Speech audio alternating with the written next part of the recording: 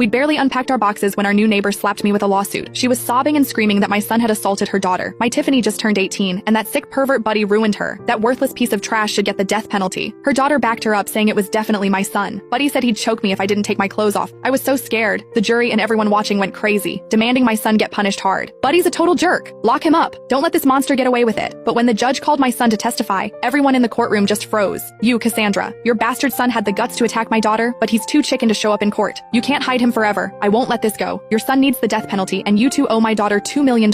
In court, Brenda was glaring at me like she wanted to kill me. Her daughter Tiffany was crying her eyes out, looking totally traumatized. I looked at them both coldly and said the same thing I'd been saying. My son didn't assault Tiffany. He couldn't have. Find whoever actually did this and stop trying to blame my son. I never thought I'd end up facing Brenda and Tiffany in court. The day we moved in, Brenda was so nice. She helped me carry stuff and said we were neighbors now. Told me to come to her if I needed anything. When I mentioned I had a son, her whole face lit up. She introduced me to her daughter Tiffany, saying it must be fate. But that same night, she came pounding on my door with a disheveled Tiffany, saying my son Buddy had assaulted her. I was shocked. I told her my son would never do that, but Brenda wouldn't listen. She was convinced my son did it, and Tiffany was crying, claiming my son dragged her from the hallway to the rooftop and assaulted her. No matter what I said, these two came after my son like hungry wolves. They demanded $1 million settlement and insisted my son marry Tiffany, or they'd call the cops and make sure he rotted in jail. I knew my son couldn't have done this, and the $1 million demand was ridiculous. I flat out refused. I never expected them to actually sue me. When I denied everything, Brenda lost it. Impossible? Cassandra, open your damn eyes and look at Tiffany's injuries. Brenda ripped open Tiffany's jacket, showing horrible bruises all over her body. These bruises, your bastard son did this. My Tiffany is only 18. Tiffany was shaking as she looked at me, tears streaming down her face. Cassandra, Buddy did all this. He even threatened to choke me if I didn't take off my clothes. I was so scared. Brenda hugged Tiffany, and they both started crying right there in court. And I just watched them with zero emotion. The people in the jury box started yelling at me. Shameless. Her own son did something so disgusting, and she's still denying it. She's trash too. The apple doesn't fall far from the tree. Poor Tiffany. So young to go through this. She'll never get over it. Everyone was criticizing me, but I didn't care. I acted like it had nothing to do with me. Tiffany cried even harder. Cassandra, it was clearly Buddy. Why won't you admit it? I'm only 18. How can I face anyone after this? How am I supposed to live? She was crying and hitting her head, and her despair made a lot of people in the room cry too. Brenda was furious, pointing at me. Cassandra, you have a kid too. How can you be so heartless? If your daughter was the victim, would you still be this cold? I laughed. My son's being accused of something he didn't do. What's wrong with defending him? I knew for a fact that my son Buddy was absolutely incapable of doing something this insane, but they just thought I was making excuses. The whispers from the jury got louder. This woman is the worst. She's lost all sense of right and wrong just to protect her son. If the mother's this shameless, imagine what the son's like. The courtroom turned into chaos. The judge frowned and banged his gavel. Order. Since both sides are saying different things, present your evidence. Tiffany's lawyer immediately stood up. Your Honor, my client has plenty of evidence proving that the defendant Buddy assaulted my client Tiffany. She told Tiffany to describe what happened that night. Tiffany took a deep breath and started talking, her voice shaking. That night at 10 o'clock, I was walking home from tutoring. The elevator in the building was broken, so I had to take the stairs. When I got to the 26th floor, someone suddenly covered my mouth from behind. I struggled, but Buddy was